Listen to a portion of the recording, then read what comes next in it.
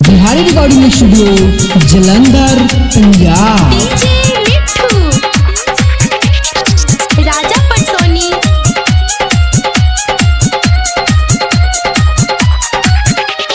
प्यार कलू ना बात हमारा के साजा द नहीं तो बिछावा ना पचल गोरी माजा द ए गोरी। प्यार कलू ना बात हमारा के साजा द नहीं तो बिछावा ना पचल गोरी माजा द। काहो जवनिया या चार डलबू, काहो जवनिया या चार डलबू। बोला कैसे मनबू गोरी हो तोरा घोड़ा बादरी की पायल हो। बोला कैसे मनबू गोरी हो बोला घोड़ा बादरी की पायल हो। डीजे मिट्ठू बोला घोड़ा बादरी की पायल हो। बोला घोड़ा बादरी की पायल हो। जोहिया से देखल पानी रहिले बेचैन हो। सारी रात तोहरे सपना देखिले हो जान हो, देखिले हो जान हो।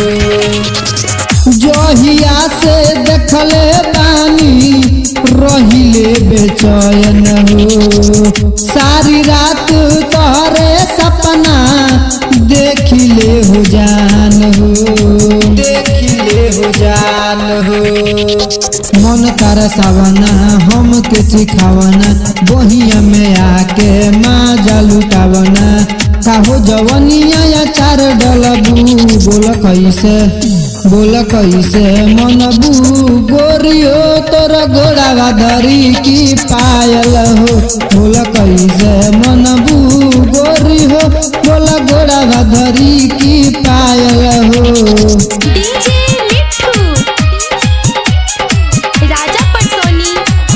बोला घोड़ा बादरी की पायल हो। वाल्मीकि बिहारी तहरा प्यार में हो पागल बा।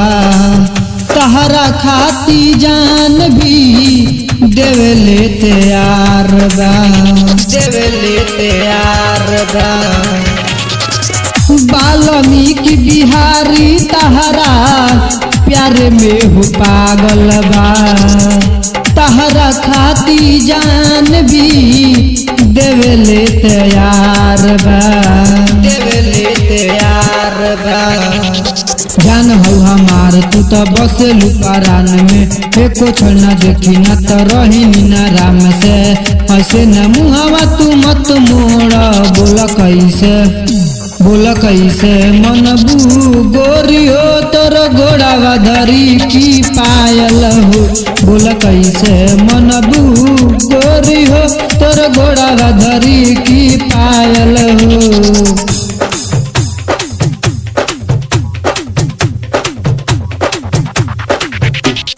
प्यार कलू ना बात हमारा के सजा द नहीं तो बिछावा ना पचल गोरी माजा द ए गोरी। बोला कैसे मनबू गोरी हो तोरा घोड़ा बादरी की पायल हो। बोला कैसे मनबू गोरी हो तोरा घोड़ा बादरी की पायल हो। Blast records Bhojpuri.